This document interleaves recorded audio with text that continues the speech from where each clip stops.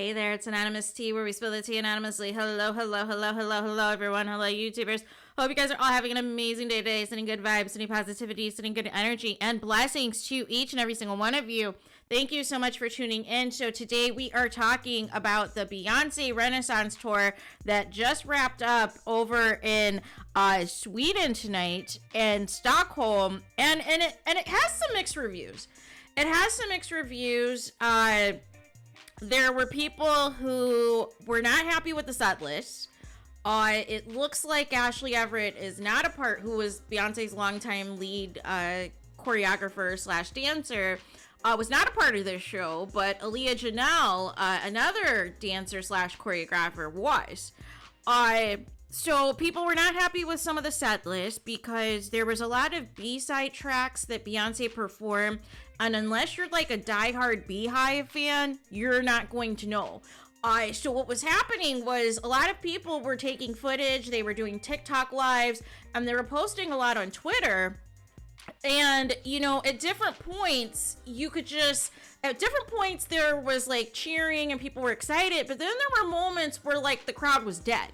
And so either they just didn't know the song, or they're not that type of energy, or maybe it's different. I will say though, recently, you know, Beyonce has not toured a lot internationally compared to when she did earlier in her solo career.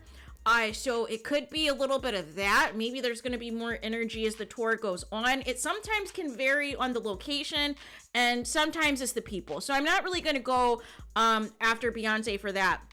But people were upset that she wasn't dancing as much. Some people were speculating on whether or not she had a procedure on her knee or on her ankle, and maybe that's why she wasn't doing as much dancing compared to her previous tours. I don't know. It's just different. So the set list starts off with her performing a lot of ballads. So I think that was kind of different as well, because we're used to high energy Beyonce kind of starting off with some mid to up tempo stuff to kind of get the party started at her concerts. And then she transitions into some of her slower songs and then kind of does a mix, right? But the set list kind of gave that she was kind of celebrating, you know, a lot of her work on her solo albums. But there was, I don't know, I just felt like there were just songs on there that I was surprised she didn't do. Like, for instance, Baby Boy did not do that at all. And then she really didn't perform Single Ladies. It was kind of a part of an interlude. She did perform Black Parade, which, again, that is one of those songs that if you're like a diehard Beyonce fan, you're not going to like listen to that, you know, just to listen to it or what have you. But, you know, and then she performed a Mary J. Blige cover of I'm Going Down, and then the song Love on Top. That was the other issue. People were complaining because there was a lot of people sitting down during Love on Top per where this fan was located, right? And so she mixed it with the Jackson 5, I Want You Back. But she performed, this is one of the few tours compared to her earlier tours where she really like performed most of the stuff off of the album. And that was my biggest gripe with her on previous tours I went to, because I've been transparent that I've been to pretty much all of Beyonce's tours, except for I refused to go to the Mrs. Carter World Tour because she was supposed to actually release an album prior to that tour. So I refused, I didn't go to that one. And I didn't go to the On the Run 2 tour because I felt the On the Run 1 was superior.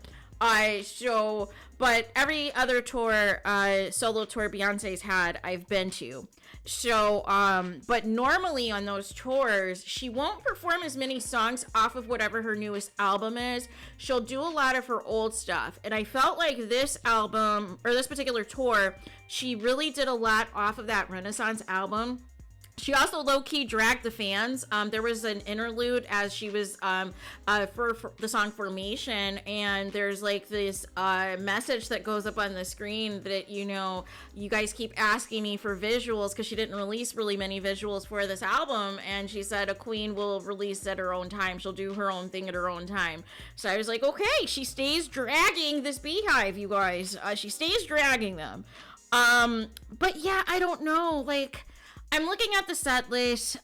She performed, like I said, Dangerously in Love Part 2, Flaws in Law. 1+1, I'm going down, I care, I'm that girl, cozy, alien superstar, lift off, cuff it, energy, break my soul, formation, diva, run the world, my power, black parade, savage remix, partition, church girl, get me bodied before I let go, rather die young, love on top, crazy in love, plastic off the sofa, Virgo's groove, move, heated, thick, all up in your mind, drunken love, mind control. That was like an interlude, the mind control interlude. Sorry about that. So that was like where there was like a mix of Bootylicious and Single Ladies, and Ghost. And then there was also an interlude that had a mix of Kitty Cat and Flawless, that I would have actually preferred her to perform. And then at the last piece of the set was America Has a Problem. And then she did a mix of like Pure Honey and Blow, and then the final piece was the Summer Renaissance. And pretty much the theme of her outfits were kind of like this intergalactic metallic / glittery, primarily gray, silver metallic type of outfits that she was wearing.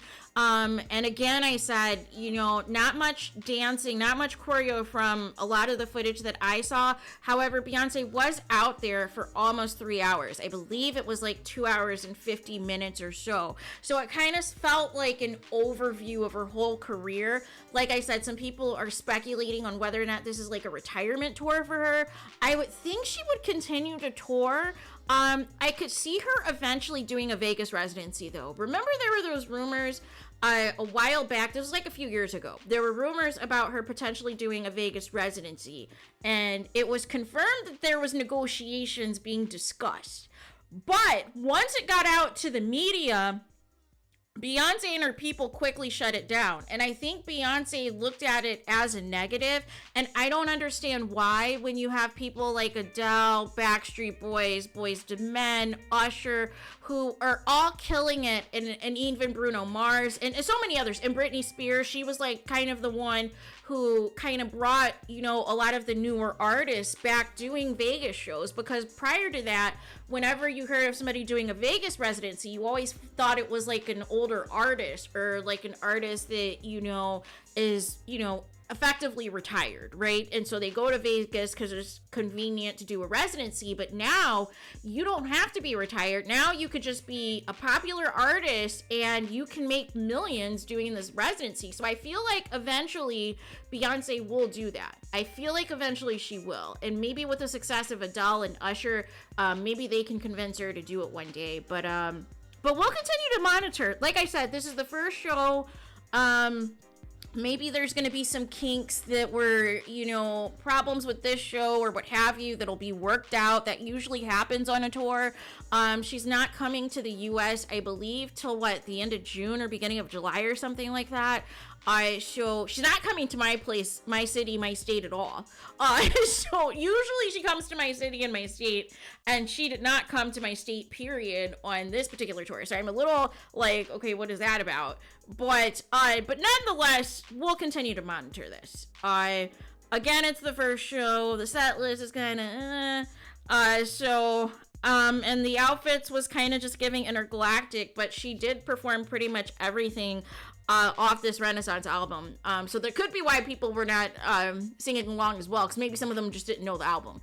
So that could be that. Maybe they were expecting her to sing all of her old hits, and that was not this tour. Like I said, this is a tour.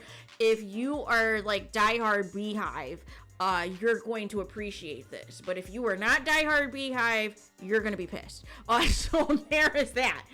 So let me know your guys' thoughts in the comments. Please do not forget to like, comment, and subscribe. Hit the notification bell so you're notified the moment I post new content on my channel. And with that being said, I'll talk to you guys again very soon.